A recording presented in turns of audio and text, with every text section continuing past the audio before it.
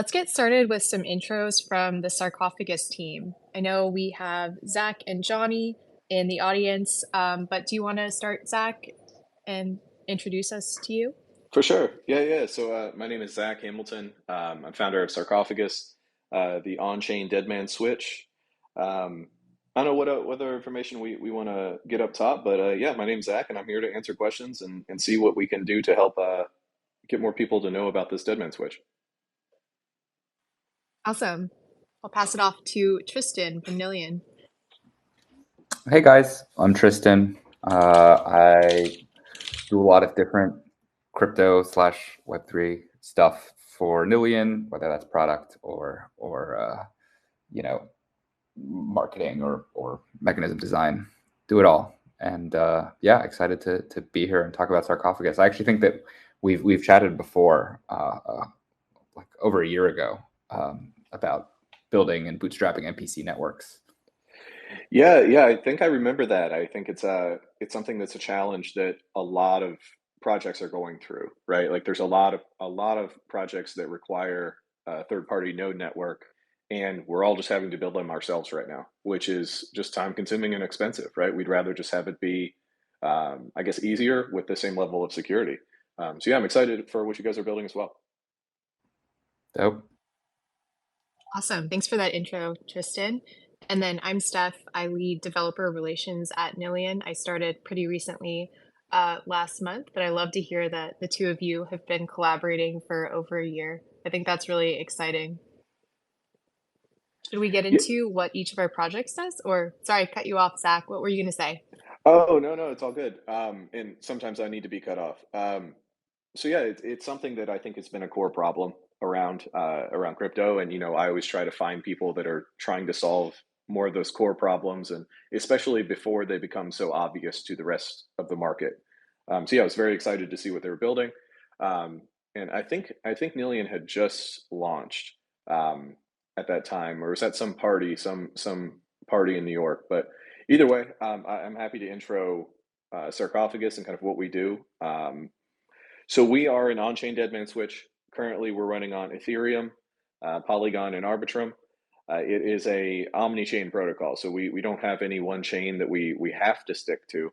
The application is meant to grow and branch out to multiple chains as long as the value can compile down to Ethereum, which is fairly easy. We don't require the value to compile, immediately. It's not like a trading application or anything like that.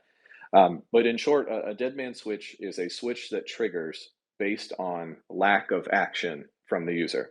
So, a standard switch, you turn on the light goes on, but you had to do that action. A dead man switch would be saying something like, turn on the light in 10 minutes if you don't see me inside the room. Or more accurately, turn off the light, turn off the AC if you don't see any movement in this room within 25 minutes, like a lot of hotels have. So they're everywhere. They're in every piece of heavy equipment, trains. They're in every lawnmower has a dead man switch built into it. So our goal was to try to build this functionality in a decentralized and robust way using the power of cryptography. So yeah, instead of using metal pulleys and cables and heavy doors, we've started to use smart contracts and permanent file storage. So yeah, it's something that has a lot of applicability in a lot of different fields. But we tried to do the hardest part first, which was build this decentralized network, build all the logic, and then build, really the game theory to keep it going as a token project that wants to have some longevity, not just a token project that's meant to exist through one cycle and then disappear after people have made some money. So one of our biggest things is longevity, robustness. We don't really focus on speed. It's just not really as relevant here as it would be on something like a trading application. We really want that focus on finality and robustness. Yeah, Yeah, that's awesome.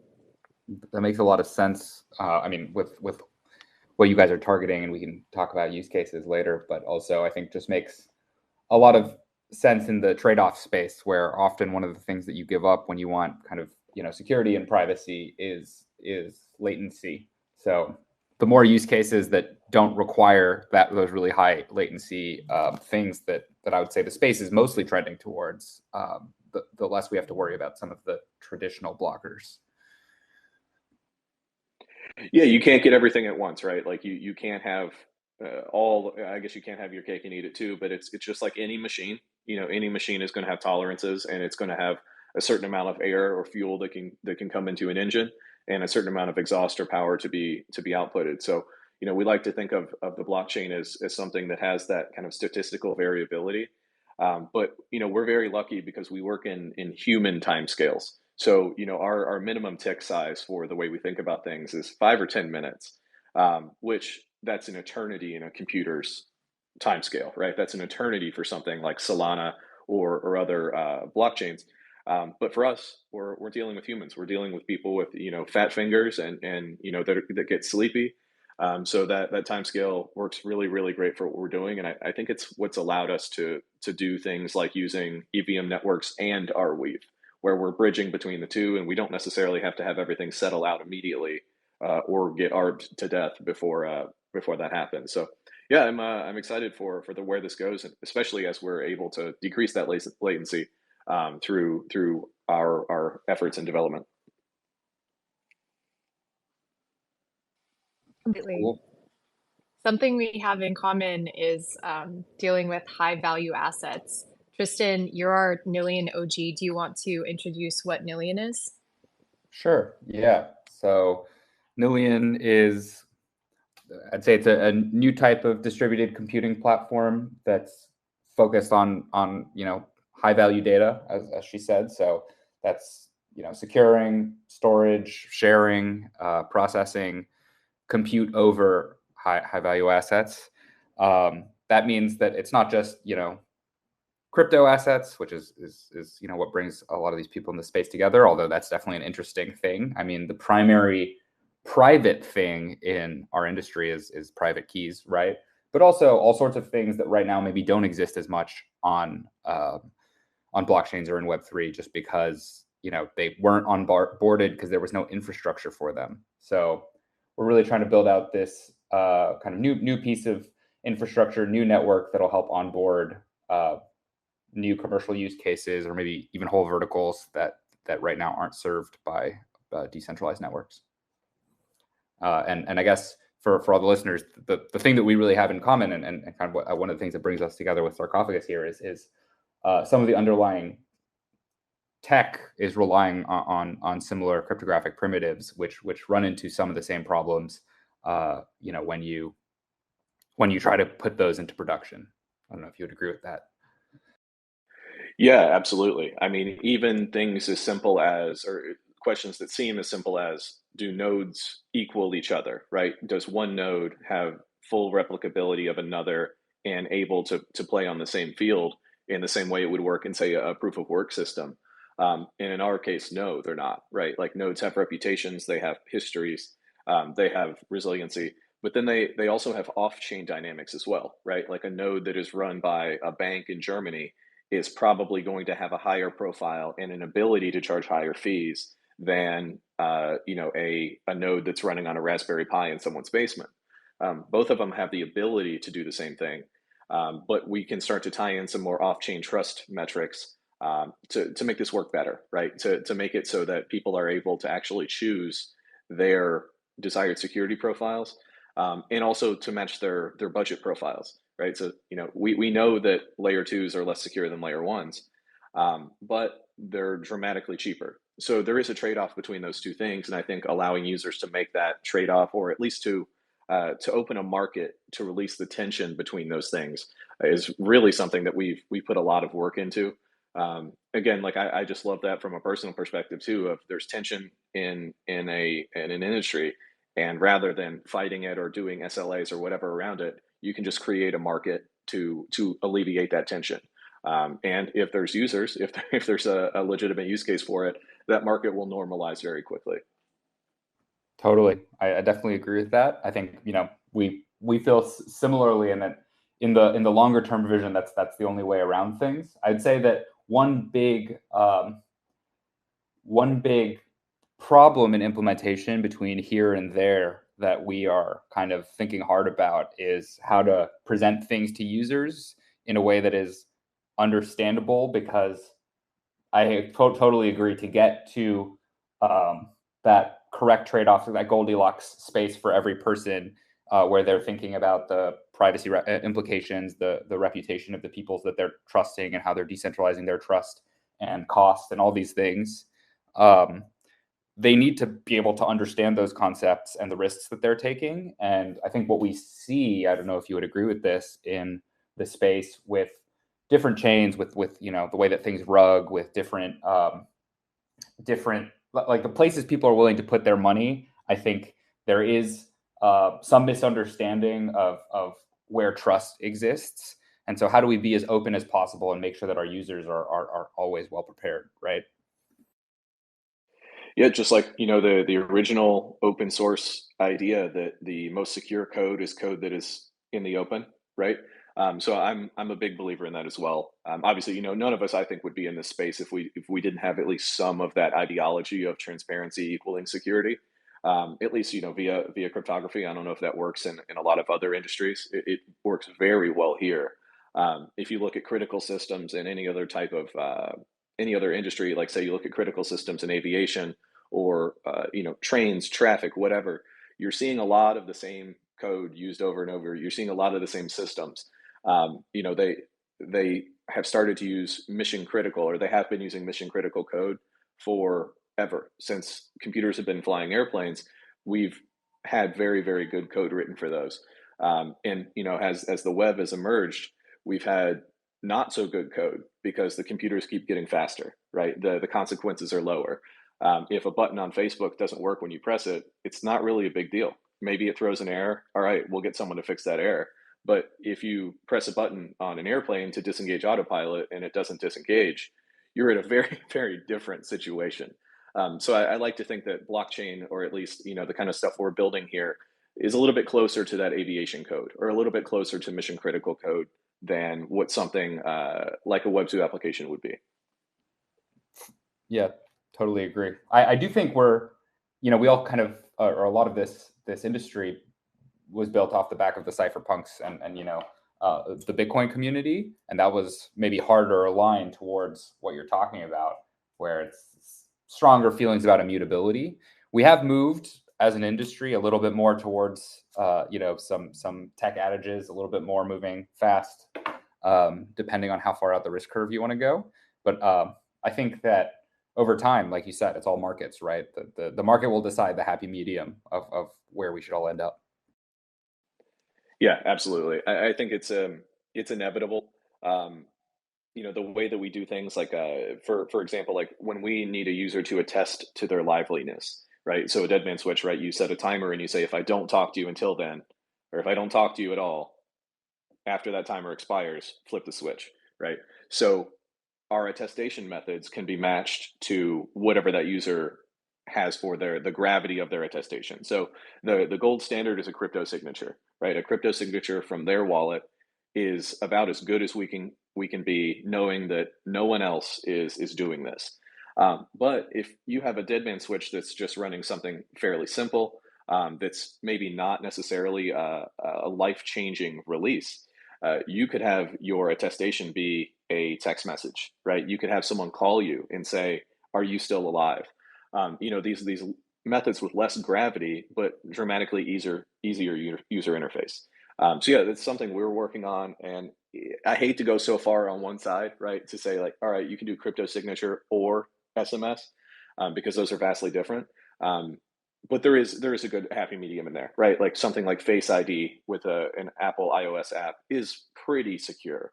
I'm not going to be storing millions of dollars in my via Face ID on my phone, but it is possible, and I know there are people that do it out there. So we know that Sure. it works pretty well.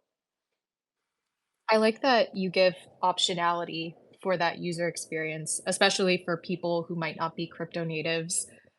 Maybe it's more accessible to just answer a text message and say, "Yes, I'm still alive," rather than figuring out how to sign a message.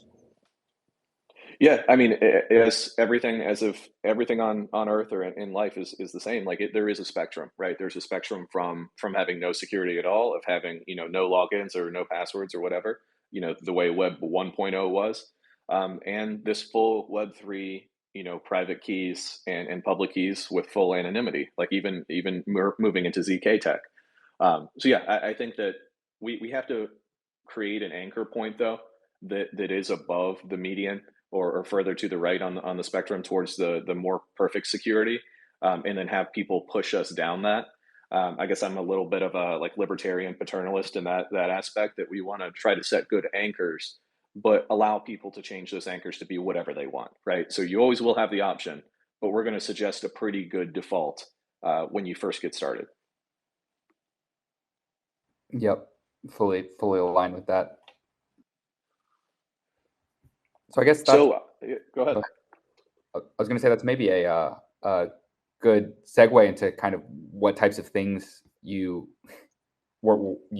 thinking about this network, or you've heard from users, or whatever you see for this dead man switch, and I think that probably informs some of the UX decisions that you've made there.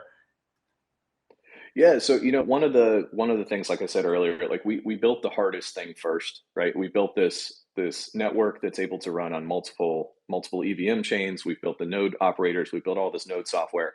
We've built the smart contracts on each given network, all the tokenomics and everything. So right now, user interface, I wish we could focus more time on it. It's something that is more use case specific. So like I said, we built the base layer, and then we built an SDK to allow anyone who really wants this functionality, if they want to build a deadman switch into their product, they can just simply use the SDK, configure it to wherever they are in the security spectrum.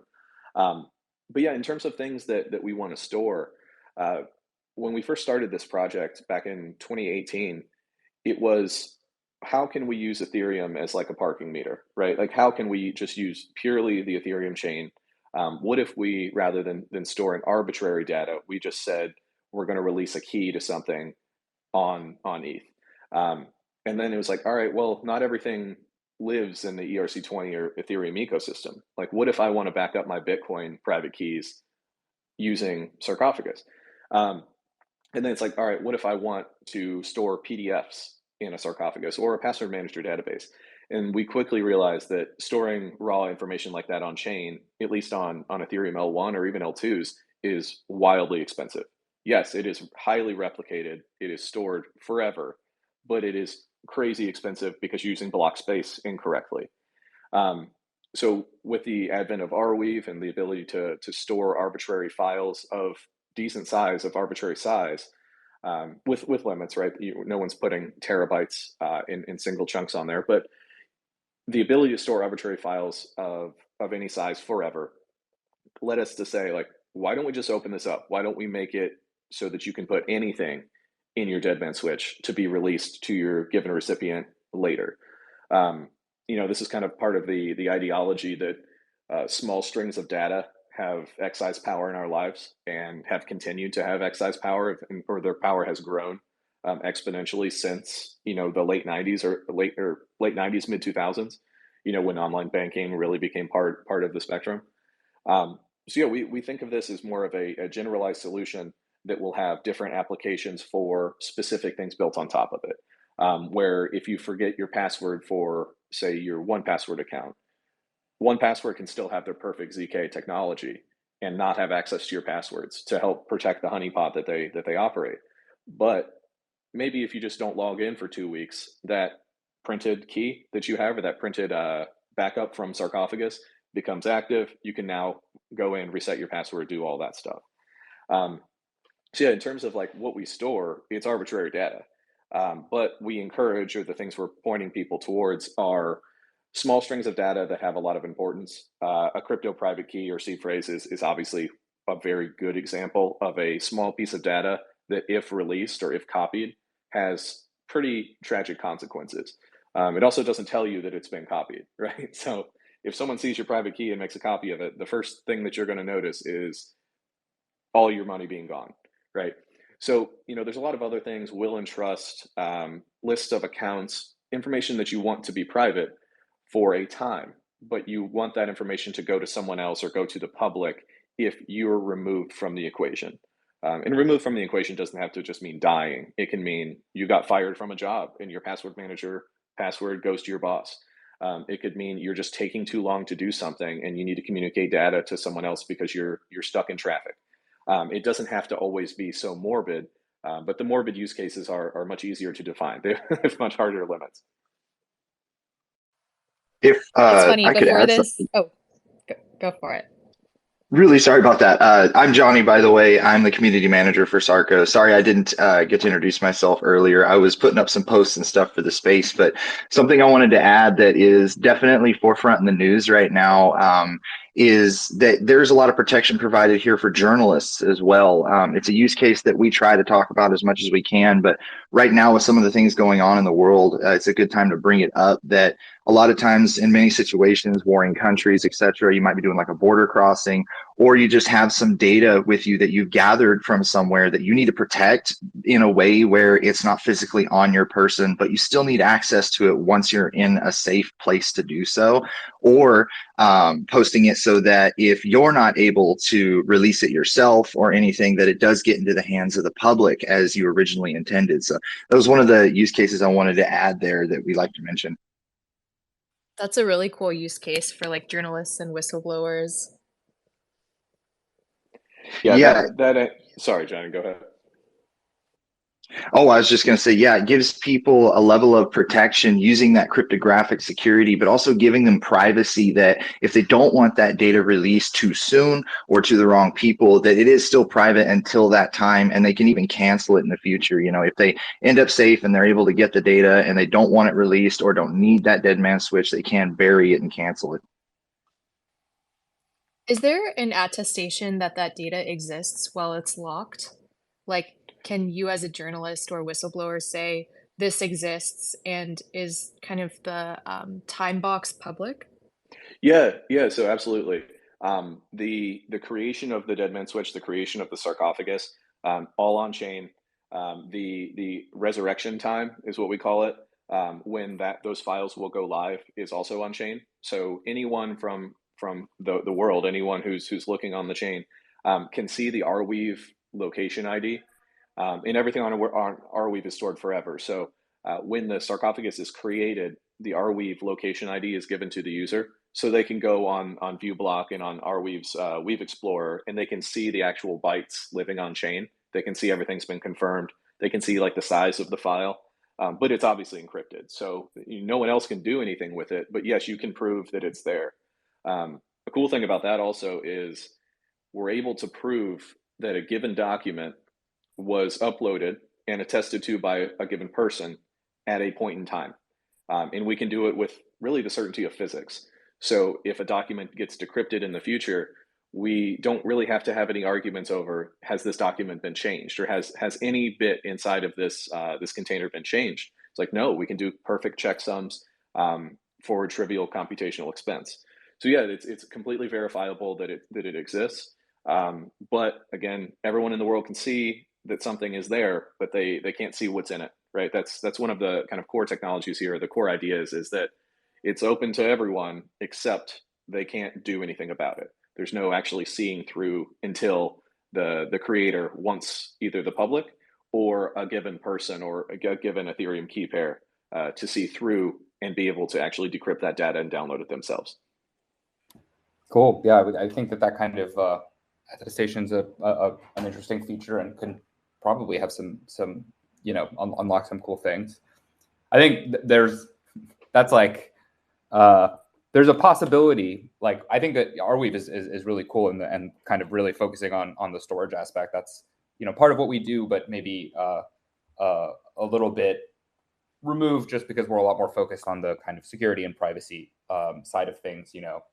Not traditional key pairs, this like quantum proof storage, all of that stuff. But one thing that I think our real value is less in the storage and more in the usage. So those are the kinds of things where I think that for a lot of use cases, like the traditional dead man switch use cases, it just makes they're relatively interchangeable as storage stores, right? But potentially, if there is like underlying data that can still attest to itself live in some ways, that's where MPC or technology, PETs in general become more interesting than pure encryption.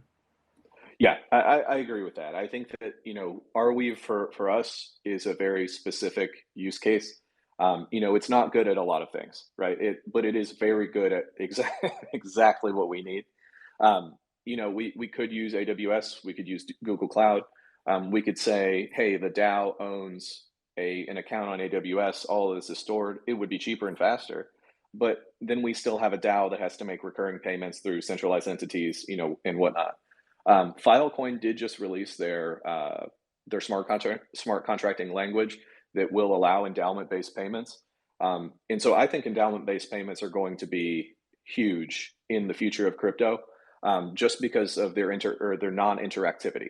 If I want to say pay for a domain name that doesn't have an expiration, I would like to put an endowment with that smart contract, whether it be in wrapped Ethereum or whatnot, and have the periodic payment be the interest on my value, right? So Arweave does that. I think they're one of the first to do endowment-based payments for decentralized projects. Like I said, with Filecoin, it's now possible. I don't know if anyone's built endowment-based payments on Filecoin so that the user doesn't have to go in every 6 months, a year, 2 years, and make a payment. Again, our longevity aspect and robustness aspect kind of bars us from doing things that have that interactivity. But yeah, so we could use anything here. I think Arweave is just the best. And the second that something else becomes available, we'll also be doing that, right? Like we're not locked into any one network. Our goal is to have this spread like a fungus through the forest floor and have it communicating with everything, while still coming back and compiling value back to where it should be, or compiling value back to one point in the game theory.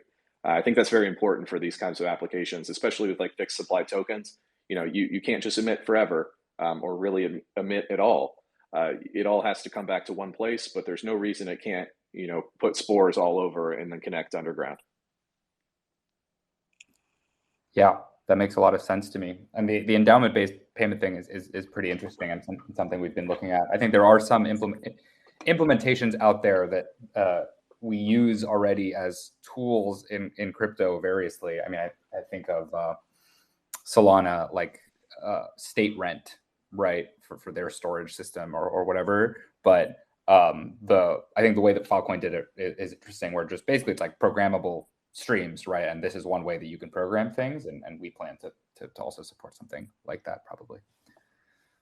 Yeah, I think it's one of those things that if we're trying to build things with more permanence, Web 2 is really good at a lot of things. Obviously, it's very fast. We use it every day for almost everything. But there's a lot of serious issues around like link rot and, news agencies just completely changing articles after the fact, not posting retractions, that kind of thing. And we have the ability to fight that now. It's slow, right? Like it's kind of like dial-up internet where, you're going to have to really, really want to do it. You're going to have to put some time into it. But I think what comes out of the other side is a much more powerful internet, and a much more trustworthy one, right? I think we're all seeing kind of that, the lack of trust that comes around when things aren't verifiable or things are not permanent, just because we do have the power at will to go and change a piece of software. The airplane example, you can't do over-the-air updates when the plane's flying, right? Like that's not how it works. So I think the things that we're building try to use a lot of those same type of characteristics to help solve human problems, or help solve problems in the physical world, not just problems of how to make X database read or write faster. I think those kind of problems are solved, as well as we can solve them, but there's still this whole other set of problems that exists more for the human side of things, the 10-fingered side of things.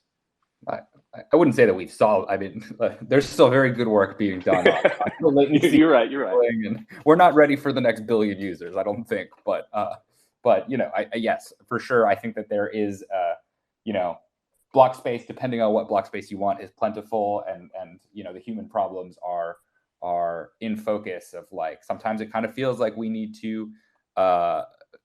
There are certainly things in crypto that have product market fit, but like let's find the things that prove out our industry more broadly than maybe just the pure financial use cases. And I think you guys are a great example of that, right? That's definitely one of the things that we hope to enable. Yeah, thank you. I appreciate it. It's always, it's nice to hear some kind words and think that, we're trying to solve a problem that is a little bit outside of the standard, like you said, the financial applications. But again, we stand on shoulders, right? We couldn't do this without, say, decentralized exchanges. We couldn't do this without ERC-20. We couldn't do this without Ethereum. We couldn't do this without Bitcoin. So, if I always say, if we could have built this on Bitcoin, we would have. But Ethereum was the next best thing. It's the thing with the next best longevity and trust. And now the L2s are supplanting that a little bit. But they're still very, very good for, I think, where we are in the market right now, and the cost of the block space, so that we can actually get users from the real world to do complex on-chain operations, and not have it cost a fortune. And so you said if you would could do this on Bitcoin, you would. And that makes sense to me. So it always kind of seemed like Bitcoin private keys, or like kind of that whole community, would be really into to what you guys are building. Have you guys found any penetration in that direction? Just as much as we have with Ethereum, to be honest. I'm not a maxi of any type on any network. I've seen too many things come and go to start believing in one thing and not give it up. But we came from the Bitcoin community. That's where I started here. So I think the backups of those kind of things, if you can get people to trust Ethereum, and to have them know that this isn't, I guess, necessarily reliant on the price of Ethereum, it's reliant on it still working as a global computer, then it gets easier as a sell. But it's always hard to convince old school Bitcoin people to pick up any new tech. And I think they have a lot of good reasons for that, right? Like, you see how many bridges get hacked. You see, kind of anything other than holding a private key yourself tends to be more risky. And I think the OG Bitcoin people have just been around it too long to start trusting things right away. So our goal is, and what we have been doing, is just continuing to execute day after day, not worrying what the market's doing, but trying to build something that doesn't care what the market's doing. And it will still work. There's no sarcophagus token price wherein it breaks, right? There's no trigger price or liquidation price or anything like that. It continues to work as everything flows. It's just the prices within the network change. So yeah, I think that I love the Bitcoin people, and again, without them, we wouldn't be here. Bitcoin was the first, and I think it's still the king. I think it's where most value is going to accrue. But we do have a lot of other cool toys to play with. We have a lot of other alternative L1s like Solana that are very good networks. They're well built, that we will be expanding to. It's just a function of, do we have the longevity and robustness to where we can go out and sell this to people and say, this will work when you need it to work. Mission critical software or mission critical promises are very important to us. Totally. You touched on kind of your token, let's say your mechanism design, and you talked a little bit about game theory. How do you guys approach those problems? I know we've talked a little bit about before. I think I mentioned it already, that bootstrapping this kind of trust is really hard, and it's one of what we see as one of the big problems. So kind of what are you guys thinking about when you were first designing the system around this, and how have your thoughts changed as you run into roadblocks? Yeah, so the bonding mechanism we use for the nodes is fairly standard. I've done just so much research just over the years on different proof of stake networks, or like bonding based staking networks, or even things like Bancor, right? Like really novel mechanisms for getting trust out. Things like REN network. I don't know if anyone's ever played with REN before it shut down after the Alameda crash. But knowing that nodes have something to lose if they do things that they shouldn't do, but then also building the node software so that it's really hard to do things that you're not supposed to do. We want node operators to be making money. We have certain requirements for them. Like, we don't want them to have a huge infrastructure cost for this application. It's just not necessary for us. We don't need crazy amounts of bandwidth or low latency or anything like that. Our nodes hold trust, whereas say like another node would hold dollars, like a bridge would hold dollars. And it's just very, very fragile. So yeah, we like to think of like, how can we punish people for the things they're intentionally doing wrong? How can we allow things to fail gracefully? Or how can we build the network in a way that lets someone choose their level of security or their level of fragility? Mm-hmm. So we use an M of N arbitrary signature scheme for the payloads. So when you're creating a sarcophagus, you can choose however many nodes you want, but then you can also choose what threshold of those nodes have to be active when the sarcophagus gets resurrected, or for it to be resurrected. So you could choose 5 nodes and say, I want all 5 of them to publish their share of the key. Or you could say, I want just one of them to publish their share of the key, to be able to resurrect my data. Um, Giving that kind of sway on the base level is very important for us. But then, as always, if we build a super robust and flexible base layer, we can always pare that down. We can always have a simple UI that the user doesn't even know they're using crypto. They can use a credit card. It can default to 2 of 3 nodes. There's all sorts of little things like that we can move away from the perfect and make it a hell of a lot more easy to use. So yeah, the game theory here is really a couple of core tenets. One is that Sarco tokens can only do one thing at a time. You cannot have your tokens locked in the governance application, helping make decisions for the DAO and receiving fee income, and have those bonded as a node. Those tokens, they speak, and when they speak, it's a loan. So if you have them bonded in a node and you have a bunch of sarcophagi that you're responsible for, those tokens are being spoken for by those sarcophagi. So that if you do something wrong, you'll get slashed, you'll lose money. It's not good for you. However, if you're voting and you want to help control where the DAO spends funds, or you want to receive fee income from the network fee, those tokens can only do that. We try to do these things so that the math is really easy to solve on the back of a napkin, rather than something that you have to build a full spreadsheet to see, all right, what's this thing actually worth? So yeah, while there's still a bunch of floating values and there's a little inconsistencies, as everything matures, we'll be able to see kind of where those things sit, right? So like if gas prices spike, sarcophagi are more expensive to create, right? Those kind of things, as they kind of flow through the network, will get better, and they'll just get arbed out over time. We kind of use the market, people who do arbitrage, as labor here, very much like Curve. So we expect people to be looking at tokens and knowing where the value is. And we want to make that easy because we are using those arbiters as labor. So hopefully that makes sense in terms of the game theory stuff. But yeah, happy to answer any more questions there.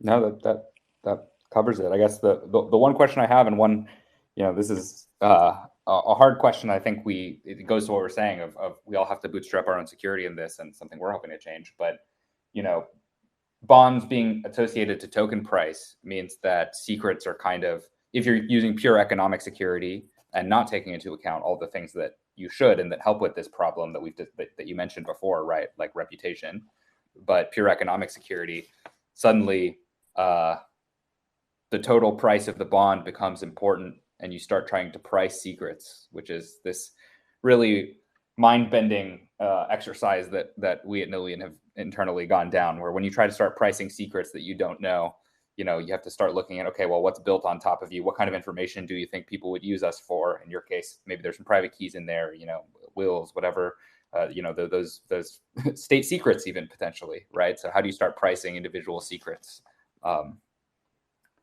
Thinking about the threshold. Yeah, that rabbit hole is deep. So like when we first architected Sarcophagus V1, we had this concept of a bounty, and we would allow the user who was creating the sarcophagus to set an arbitrary bond limit or an arbitrary bond requirement for the node operator, where they would say, all right, this is how much it's going to cost on chain. This is how much it's going to cost for just pure operation and monitoring services from the node. But then the user was able to go in and say, but I want them to put up $1,000 in bond in order to host this secret. And the node operator, if they have that available, they would receive a large bounty if the sarcophagus was resurrected, meaning it wasn't buried, it wasn't forgotten, it wasn't deleted by the user.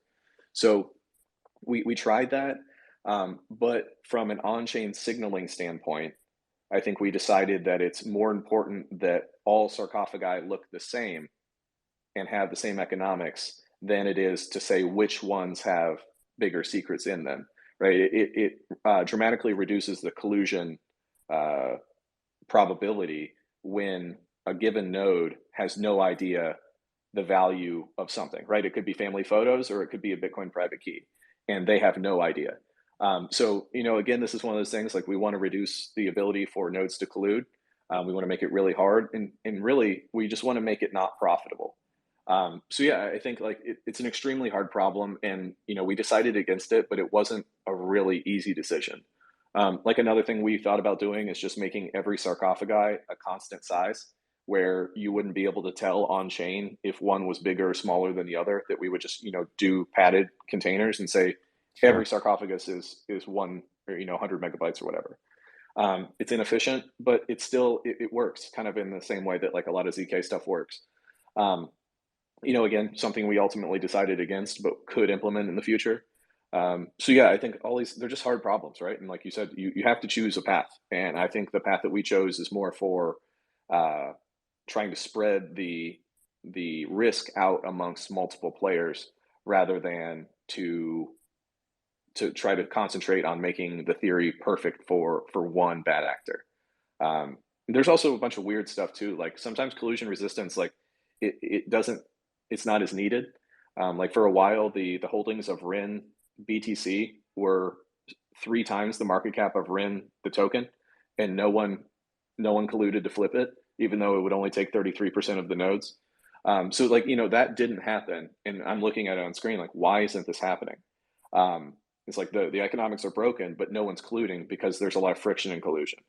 So yeah, I think excellent rabbit hole to go down, and I think it depends on which network you're, or which solution, or which problem you're trying to solve, to see if everything on the network shouldn't be equal, right? Just like the nodes shouldn't be equal, or they should be equal. It's a hard problem. Yeah, for sure. Yeah, that's interesting. I think I forget, somebody tweeted out the other day, but I think it's a sentiment I see a lot in the crypto space, is like the we are designing for these kind of rational markets systems and efficient, like game theoretic security requires like these rational agents, but in both directions that's not true, which is to say that attackers can sometimes be irrational inside of the economic game, but also people who are playing inside of it, especially because we tend to abstract away exactly things like reputation that are extremely hard to quantify, right? Like, is Google going to collude for $10 million of Ethereum? Probably not, but really hard to quantify some of those things. So, the the nerd stuff, the white papers can only get us so far towards these kind of real world problems.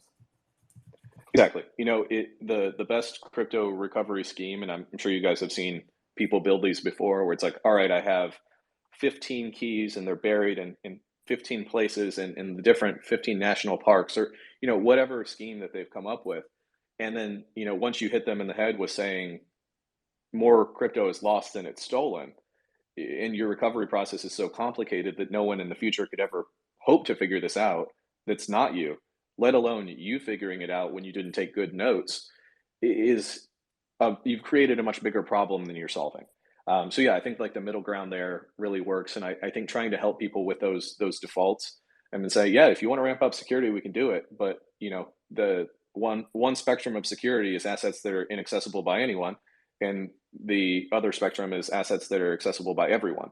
So it has to be somewhere in the middle. But I think a lot of people, when they're trying to build their own systems, or when they're trying to do the white paper version, the nerd version of this, is they end up with something so complex that they don't even know how to use it themselves. So yeah, we're really trying to push back against that. But it's tempting, right? The nerd stuff is fun. The pure mathematics is very fun, but it's just not the world we live in. So true. One thing, yeah. One thing that I really loved that you did in your FAQ was came up with terms and ideas for each of these things that could be a really complex math thing. Like the sarcophagus is the file or the corpse that's wrapped in the layers of encryption. And then the embalmer is the user, the party who creates the sarcophagus, excuse me. Did you come up with all of these things before you kind of created this? Or did you realize that humans need analogies to understand what's going on behind the scenes? Like, how did you manage this communication aspect so that people understand what's actually going on? So it's funny that you asked that, because we went way too far with the analogies, right? So when I first like sat down and wrote the light paper, it was a really good way to communicate something. Here you have a three-party problem, and it's really hard when you're doing, like, especially for dyslexic people like me, like where Bob, Alice, and Tom use keys A, B, C, X, Y, and Z, right? Like it gets really Yeah. confusing very quickly. But then also for like say non-English speakers, embalmer, sarcophagus, payload, corpse, those things are confusing too, right? So we tried to do the analogies in a very limited way, or we tried to make it all analogies. We went too far in that direction where people are like, what is this? Like, is this even like a real crypto project where they're just using these names like pulled from an Egyptian book? And so like, all right, let's back off that a little bit, but let's keep the ones that work, right? Let's keep the sarcophagus as something that gets buried that has something secret inside of it. Let's keep the archaeologist, the node archaeologist node is the one that's going and searching for these and resurrecting, these secrets. But we've tried to abstract away some of those. But yeah, I love the analogies, right? Like the idea is we want to get people to understand what a dead man switch is. And we want to do it in a way that is a little bit more fun, I guess, than how a lot of these papers are written. And also like just purely like that's not me, right? Like I'm not an academic. It's much easier for me to understand things in these terms. And I have taken a lot of help from people on the outside that have helped me academic, I don't know what that word is, to make it more, book learning and make it more accessible to the more hardcore people that want to do, tokenomic evaluations.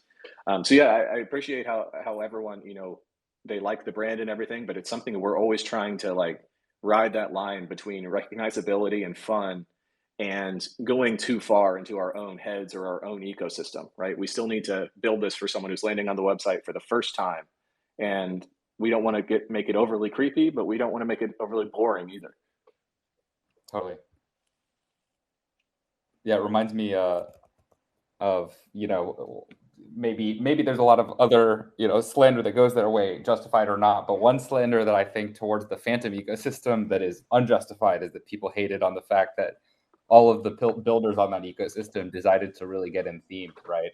All the dexes and the loan protocols and whatever are like spooky themed, and I always thought that was hilarious. That's decentralized coordination around a silly, goofy idea. I mean, I think that's a lot of what it's all been, right? Like all Bitcoin was one of the dumbest ideas I've ever heard when I first read it, right? And I was wrong. So like I think like even Dogecoin, its whole identity is being stupid, and it works. It continues to work to this day. I can't speak for it being like a good thing or a bad thing, but I can tell you definitively that it does work. So yeah, I like the spooky stuff. I think it's hard to say like if you're selling to someone in like a will and trust scenario, like you're the embalmer, put this in your sarcophagus, this will be fun, right? It's like no, they kind of want security protocols and they want it to be easy. Like they want to be able to read everything and not have it look like all computer programming monospace text. So yeah, it's been a challenge, but like I said, the base layer is sarcophagus. What gets built on top of that and what that looks like can go any direction we want. That can be, trustandwill.com, very traditional, very trustworthy. Or it could be, spookyphantom.com, whatever they're doing. If they want to say, reset DAO permissions upon a certain trigger, or use a deadman switch for something in a more fun fashion. So yeah, like I said, it's not all death related, but we need to be able to pare that branding down for a given user. So yeah, I think the base layer is always going to be sarcophagus, but what gets built on top of it will be definitely market dependent on who the target user is. That makes sense. Yeah, we don't have one that's at our core like that, but we often use for kind of explaining MPC this, or rather more like secret sharing, this idea of Horcruxing, taken from Harry Potter, and that tends to hit pretty well with most people. I think it gives them some idea of exactly what's happening here. So metaphors can really do the heavy lifting. So you mentioned a little bit, but I'm curious what you see as kind of what's next, right? Like you guys have built this core infrastructure. Where are your effort cycles going now? Is it about getting it out there and getting more people, aware of this tool? Are you building out, more features? What's happening? Yeah, so we're getting our tendrils into more layer twos. We're starting to build some more tools on that base layer that make it easier to use or easier to integrate with. Just like an example of this is like for our application now, you don't actually have to have the Sarco token in your wallet to use it. We built in a 0x like auto swapper So however much Sarco token it's going to cost to create your dead man switch, if you're on, it's expensive, right? But on L2s, it doesn't matter. If you're on, say, Polygon, all you have to have is Matic in your wallet to use this. Sarcophagus will get purchased and transferred to the bonding contract or the curse contract, but you as the user don't need to take any part of that. So it's just a lot of little things like that to make things easier to use and easier to integrate with. That's up next. We refactored the way our nodes work so that we can add new networks pretty much at will, as long as they're EVM based right now. We don't want our node operators to have to run a different node for each individual network. But we also don't want it to be monolithic where they have to run every network at the same time. So, we've made a lot of progress on that. As we move into Q1 of next year, we'll be releasing some more abstracted versions with more of the will and trust use case, or more of the idea that you want to back up private documents or important documents, but you're not a crypto user. So thinking kind of like Web 2 Rails with account abstraction, so that the user doesn't know they're using crypto at all. They can say pay with a credit card, $5 a month, $10 a year, whatever it ends up costing for what they want to have done. And they don't have to understand this concept of nodes or threshold signatures or anything like that. They know that their documents are stored forever, that they can get some help in probate court, that they can give their will and trust to, say, their heirs without actually giving it to them right now. Those kinds of things are what we're focusing on. I really like the will and trust space because there's just a lot of inefficiencies that I think we can really help with.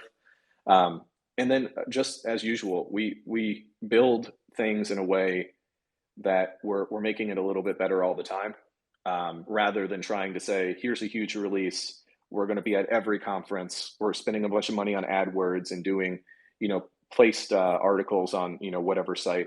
Like, that's just not really what we do. So we're more of a slow and steady building every day. And when good things happen, or the market comes up or whatever, we can raise more money to keep building other stuff.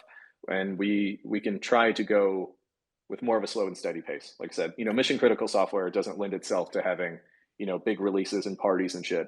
It's much more about that longer term accumulation. Yeah. 100% agree. So one thing, I guess, before we get wrapped up here, I wanted to make sure we announce. So an example of what we do is public disclosure. So if you're a public personality or someone that wants to give away some information in the event that you're removed from control, we have the ability in our application to share a sarcophagus with the public, and then share the key to that sarcophagus. So Johnny had created one earlier today, and he'll post it on the Twitter, that will have the location of the sarcophagus in our application, as well as the key to get into this one. So this is going to be an example of a public disclosure. The data inside that sarcophagus is a prize. It's a tiny prize, but it's a prize for anyone who's here, whoever gets it first, right? So the idea is we're using our software, our network, to show an example of someone like an Edward Snowden.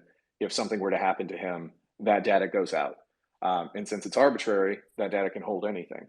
So whoever gets it first, or whoever sees it or whatever, just check it out. It's a simple text file inside of the sarcophagus, but we'd love people to play with it. So I'm not going to give any more instructions or anything like that, but we'll be posting that for anyone who's here who wants to check it out. We're going to start doing some more of those on Spaces, because I want to show off how this works for public disclosure as well as private disclosure. So you can say any Ethereum key pair is the recipient, but you can shortcut that and just give the private key to the public too. So our addresses don't have to have any value in them as a recipient for them to be able to receive the sarcophagus. We're purely using the public key cryptography here. So I wanted to announce that. Hopefully someone grabs it soon. When we've done this in the past and not even mentioned it that much, we've had some fairly quick claims. So I'm excited to see how fast people grab it today. That sounds really cool. And where was that posted again, so that people know how to check it out? Johnny, you want to jump in? Yep. I am going to post it as a response to both of the space posts that we've done, a response to the Nillion space post, and then a response to our space post. So the people in the space will see it first, And then a few minutes later, I'll post it on our main profile just to make sure that it gets circulated well. But even if people are, too late to claim the prize inside, it's a gasless process. You just take and copy the key. So it's really good for people even just to try it out. That's awesome. That's fun. It kind of feels like an ARG. Sorry, Exactly. What's an ARG? You got to translate for. Sorry, alternative reality game. It's when people do those kind of real life quests, usually as marketing Oh, okay. or whatever. It's like geocaching. Would that be one of those? Yeah, directionally the same. Okay. That's awesome. Well, I guess we're about to run up on the hour here, but I just wanted to thank everyone at Nillion. Really appreciate this. I'm looking forward to seeing how we can work together in a deeper way as well. But if nothing else, I just appreciate that people are in the space building important shit like this, because it's kind of slow when no one's focusing on it. But I think they're tools that we absolutely need in the market. Totally. Thanks again, guys. Yeah, Great. thank you. And where can we find your communities so that we can stay connected and get our communities together? For sure. So sarcophagus.io is the website. We're very active on Discord. I guess that would be where I would say if you have questions, check out Discord.